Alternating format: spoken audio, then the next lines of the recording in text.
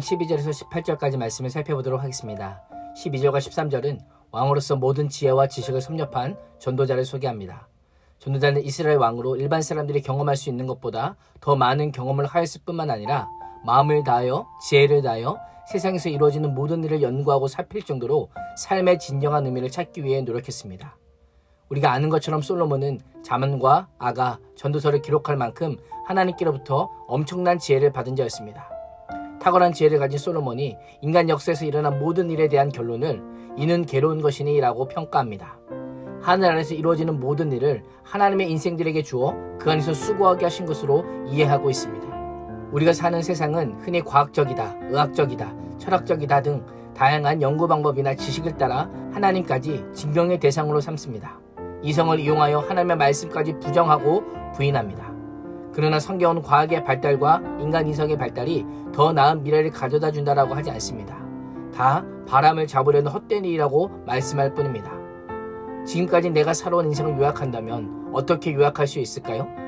힘들고 고통스러울지라도 이 모든 일을 하나님께서 나에게 허락하신 일이라고 믿는다면 우리 인생은 결코 무의미하거나 무가치하거나 허무한 것만은 아닙니다.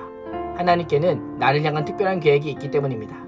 지금 내 인생이 욥기처럼 설명할 수 없는 고난 가운데 있을지라도 인생 전체를 회고하며 인생이 높은 산 위에서 지금의 고난을 바라본다면 인생이라고 하는 퍼즐 게임의 한 곳에 놓아야 하는 삶의 한 조각에 불과하다는 것입니다.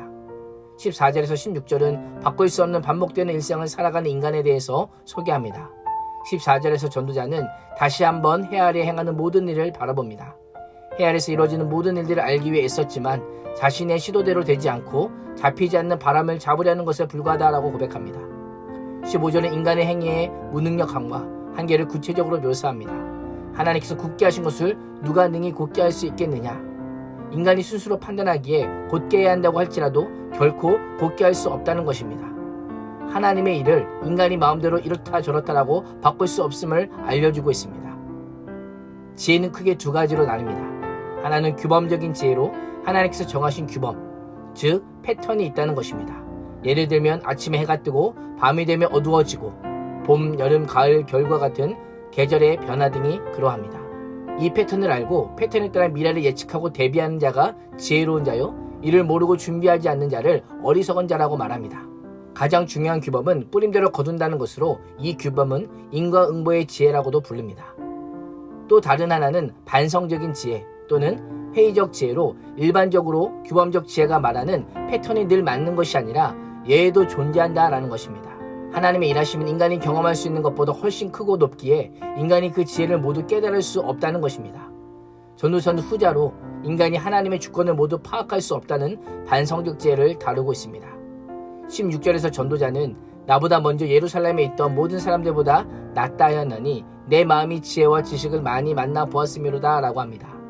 자신이 지금까지 있는 모든 지혜와 지식을 다 가졌다는 것입니다. 솔로몬은 자신을 자랑하기 위해 이렇게 말하는 것이 아니라 오히려 지혜와 지식의 한계를 드러내고 그것이 얼마나 허무한지를 알게 하기 위해 이 말을 하고 있는 것입니다. 내가 아무리 지혜롭다 해도 하나님 앞에서는 어리석은 존재요, 하나님 앞에서는 허무한 존재에 불과함을 고백하고 있는 것입니다. 17절에서 솔로몬은 전통적으로 중요한 가치로 여겨졌던 지혜와 지식, 가치 없는 것이라 여겨졌던 미친 것과 어리석은 것까지 알기 위해서 마음을 쓸 정도로 온갖 지혜를 얻기 위해 노력했지만 이 모든 것도 바람을 잡으려는 것인 줄 깨달았다라고 고백합니다. 18절에서는 지혜가 많으면 번뇌도 많으니 지식을 더하는 자는 근심을 더하느니라 라고 고백합니다. 솔로몬은 갑자기 고통의 수고와 지혜의 순서를 뒤집어 엎습니다. 많은 지혜가 많은 근심을 가져오고 아는 것이 오히려 고통을 더할 뿐이라고 고백합니다. 우리 속담으로 하면 아는 게 힘이다가 아니라 아는 게 병이고 모르는 게 약이다라는 것입니다. 왜 갑자기 태도를 전환하였을까요?